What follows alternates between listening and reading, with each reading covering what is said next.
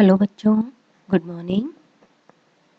आज के इस वीडियो में हम आपके 12th पेपर की 4th यूनिट में मेंशन मल्टीपल अलील के बारे में आज स्टडी करेंगे कि ये जो मल्टीपल अलील्स है वो क्या है और किसे कहा जाता है मल्टीपल अलीलिज्म। तो चलो देखते हैं इसका डेफिनेशन, कैरेक्टर्स और इसके क्या क्या एग्जाम्पल्स हैं।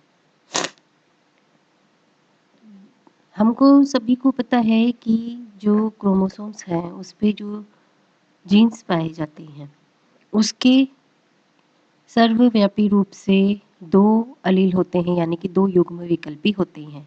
एक डोमिनेंट होता है और एक रेसेसिव होता है, यानी कि किसी भी जीन जो किसी कैरेक्टर को कंट्रोल करता है या कैरेक्टर को शो करता है उसके लिए दो उसके अलील यानी कि युग्म विकल्पी यानी कि अल्टरनेटिव फॉर्म, जो पॉसिबल अल्टरनेटिव फॉर्म है वो जिम्मेदार होते हैं। तो वो डोमिनेंट होता है और एक रेसेसिव अलील होता है। तो कोई भी अलील 3 या अधिक जीन्स उसके पास हो सकते हैं। तो जीन्स जो है एक किसी भी डीएनए का एक पर्टिकुलर रीजन है जो कि एक स्पेसिफिक ट्रेट को कंट्रोल करता है। और होता यही है कि जो कंट्रोल करता है जीन किसी भी कैरेक्टर को, उसके दो फॉर्म ही पाए जाते हैं। अब क्या होता है कि 30% ऑफ जीन्स इन ह्यूमंस जो है वो डाई अलीलिक होते हैं, यानी कि वो दो फॉर्म में पाए जाते हैं। डाई अलीलिक यानी कि उनके दो युग्म विकल्पी होते हैं, यानी कि दो अलील होते हैं। अब लगभग जो 70% है वो मोनो अलीलिक होते हैं। मोनो अलीलिक से मतलब ये है कि केवल एक ही फॉर्म में पाए जाते हैं और कोई वेरिएशन शो नहीं करते हैं, जबकि डाई अलीलिक में विभिन्न प्रकार की वेरिएशन शो हो सकती है। और ऐसे कुछ कुछ एग्जाम्पल्स हैं जैसे कि पॉली अलीलिक कहा जाता है, जिनके की जीन्स में दो से अधिक फॉर्म्स पाए जाते हो। वो कंडीशन मल्टीपल अलील्स कहलाती है। जब किसी जीन के दो से अधिक युग्म विकल्पी पाए जाते हैं तो उसको हम मल्टीपल अलील कहा जाता है। ये जो कंडीशन है मल्टीपल अलील कहा जाता है। तो what is multiple allele and what is जो कंडीशन है वो कहलाती है मल्टीपल अलीलिज्म। जब किसी more than two alternative allelic forms of gene occupy the same loci in a pair of homologous chromosomes in the population are called multiple alleles। इसका मतलब है कि किसी भी होमोलोगस क्रोमोसोम में जब एक ही जीन के दो या दो से अधिक पॉसिबल युग्म विकल्पी पाए जाते हैं तो ये जो कंडीशन है वो मल्टीपल अलील कहलाती है। यानी कि कोई भी जो कैरेक्टर है, कोई एक जीन जब किसी एक कैरेक्टर को शो कर रहा है और उसके वेरिएशन आते हैं तो वो जो कंडीशन है वो मल्टीपल एलीलिज्म कहलाती है। और ये जो सारी वेरिएशंस है वो एक सिंगल जीन के द्वारा ओरिजिनेट होती है और वो जीन स्टार्टिंग में वाइल्ड टाइप जीन होता है, लेकिन उसमें म्यूटेशन के थ्रू म्यूटेशन होकर के उसमें बहुत से वेरिएशन हमको देखने को मिलते हैं।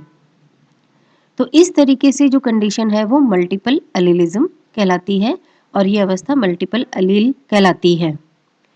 तो जब किसी भी जीन में ऐसे बहुत से कैरेक्टर्स होते हैं, ये बहुत कहते हैं, तो जब किसी भी जीन में कोई भी कैरेक्टर ऐसा हो जिसको दो या दो से अधिक अलील शो कर रहे हैं, दो से अधिक, दो तो करते ही हैं, दो से अधिक जो युग्म विकल्पी अगर उसको कंट्रोल कर रहे हैं तो ये जो अवस्था है वो मल्टीपल अलील कहलाती है। इसके कुछ कैरेक्टर्स हम देखते हैं कि जो मल्टीपल अलील्स है वो होमोलोगस क्रोमोसोम्स पे सेम लोकस पर होते हैं, उनमें कोई चेंजेस नहीं होता है। ऐसा इसलिए होता है क्योंकि होमोलोगस क्रोमोसोम्स में इस प्रकार का कोई क्रॉसिंग ओवर नहीं होता है, तो उनकी स्थिति चेंज नहीं होती है, इसलिए इसी प्रकार से वो सेम लोकस ही ऑक्यूपाइज करते हैं। और मल्टीपल जो सीरीज है उसमें एक ही क्रोमोसोम्स पे ये जो सीरीज है मल्टीपल एलील की जो सीरीज है वो एक ही क्रोमोसोम्स पे रहती है, कोई चेंजेस इनमें नहीं होता है। और ये जो मल्टीपल अलील्स हैं वो म्यूटेशन के थ्रू ओरिजिनेट होते हैं। क्रॉसिंग ओवर इनमें नहीं पाया जाता है कभी भी, और मल्टीपल अलील्स हमेशा सेम कैरेक्टर को कंट्रोल करते हैं और डिफरेंट, लेकिन इनका जो प्रदर्शन का तरीका है, प्रदर्शित जो फिनोटाइप्स है वो डिफरेंट होती है, वेरिएशंस होती हैं। और जब भी म्यूटेंट मल्टीपल अलील्स क्रॉस्ड होते हैं तो फिनोटाइप भी म्यूटेंट टाइप की होगी, वो वाइल्ड टाइप की कभी भी नहीं आएगी। अब इसके एग्जाम्पल्स देखते हैं मल्टीपल एलिज्म के। सबसे पहला जो एग्जाम्पल है वो सभी को मालूम है, ब्लड ग्रुप्स ह्यूमन में ABO जो ब्लड ग्रुप पाया जाता है। Coat colour in mice, coat colour या जो हेयर के कलर होते हैं, कोट कलर इन रैबिट, और आई कलर इन ड्रोसोफाइला। तो ये जो एग्जाम्पल्स है कुछ, ये मल्टीपल एलील्स के हैं, यानी कि इनमें ये जो कैरेक्टर है वो मल्टीपल एलील्स के थ्रू शो होते हैं। इनके कोई दो ही नहीं होते हैं डोमिनेंट रिसेसिव, वेरिएशन पाया जाता है एलील में। तो सबसे पहले हम देखते हैं ब्लड ग्रुप किस तरीके से मल्टीपल एलील्स का एग्जाम्पल है। तो जो ह्यूमन ब्लड ग्रुप है उसको सबसे पहले किसने खोजा था? डॉक्टर कार्ल लैंडस्टीनर ने 1900 में, जो कि ब्लड ग्रुप के फादर उनको कहा जाता है। ह्यूमन ब्लड में 2 टाइप्स के प्रोटीन्स पाए जाते हैं, एंटीजन और या फिर उनको कह सकते हैं हम एग्लूटिनोजन।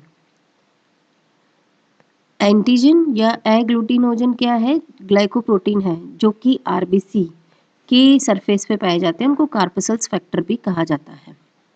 और एंटीबॉडी या एग्लूटिन, इनको गामा ग्लोबुलिन कहा जाता है, जो कि ब्लड प्लाज्मा में प्लाज्मा फैक्टर कहलाता है, यानी कि ब्लड प्लाज्मा में ये पाए जाती हैं। तो ब्लड प्लाज्मा में तो एंटीबॉडी पाई जाती है और आरबीसी की सरफेस पे एंटीजन पाए जाते हैं। अब हम इसकी देखते हैं कि किस तरीके से वंशानुगति होती है। अगर फिनोटाइप हम कहते हैं कि ब्लड ग्रुप है O, किसी का ब्लड ग्रुप O है, तो उसका जो जीनोटाइप है वो क्या होगा? स्मॉल आई, यानी कि इसकी जेनेटिक जो रिप्रेजेंटेशन है हम आई से करते हैं, इम्यूनोग्लोबुलिन से करते हैं। जीनोटाइप स्मॉल आई यानी कि दोनों रेसेसिव है। एंटीजन जो ब्लड सेल्स में प्रेजेंट है वो कोई भी नहीं है एंटीजन। एंटीबॉडी इसमें दोनों पाई जाती है, जो कि सीरम में या ब्लड प्लाज्मा में पाई जाती है। एंटीजन एंटीबॉडी A और एंटीबॉडी B दोनों ब्लड प्लाज्मा में पाई जाती है। अगर किसी का ब्लड ग्रुप A है, A पॉजिटिव, तो उसका जो जीनोटिपिक फॉर्मूला है वो IA दोनों कैपिटल, और IA या तो ये होगा और या ये होगा कि IA या स्मॉल आई। एंटीजन इसमें A रहेगा और ब्लड प्लाज्मा में जो एंटीबॉडी है वो B रहेगी। अगर B पॉजिटिव ब्लड ग्रुप है तो जीनोटिपिक यही डोमिनेंट B और B, और या फिर B और capital B and small I। तो एंटीजन जो है B और जो एंटीबॉडी है वो A ब्लड प्लाज्मा में रहेगी। और अगर फिनोटाइप AB है, AB पॉजिटिव, तो जीनोटाइप जो है IA और IB कैपिटल दोनों यानी कि डोमिनेंट रहेंगे, और एंटीजन जो है वो A और B दोनों प्रेजेंट है और एंटीबॉडी कोई नहीं रहेगा।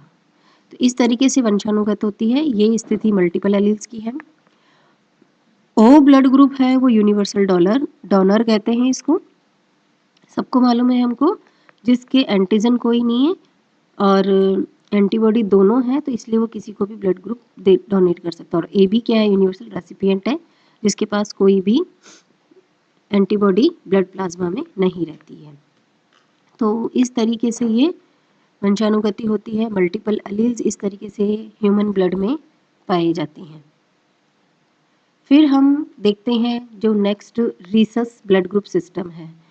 ये antigenic RH factor antigenic protein है जो कि रेड ब्लड सेल्स की पाई जाती है। जैसे ABO पाए जाते हैं रेड ब्लड सेल्स में, उसी तरीके से ये भी एक पाया जाता है।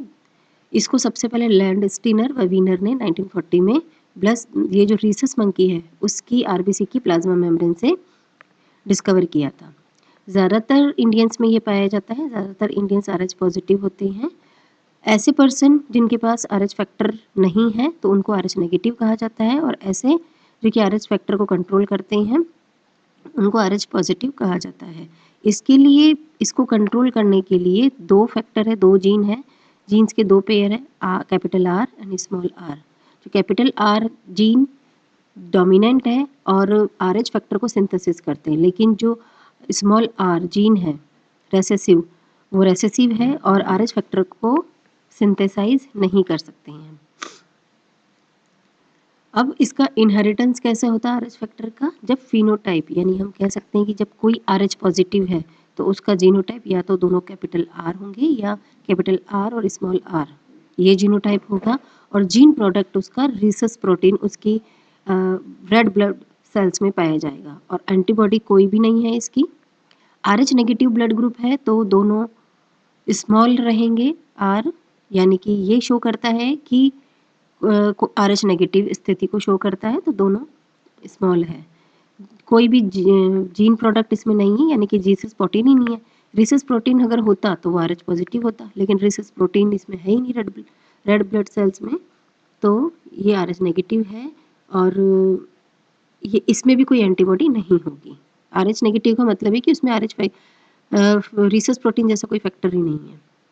तो इसके लिए रिसस प्रोटीन के कितने मल्टीपल एलील्स हो गए? R1, R2, R3 ऐसे, और ये तो डोमिनेंट है। और रेसेसिव के लिए small r1, small r2, small r3 ये है।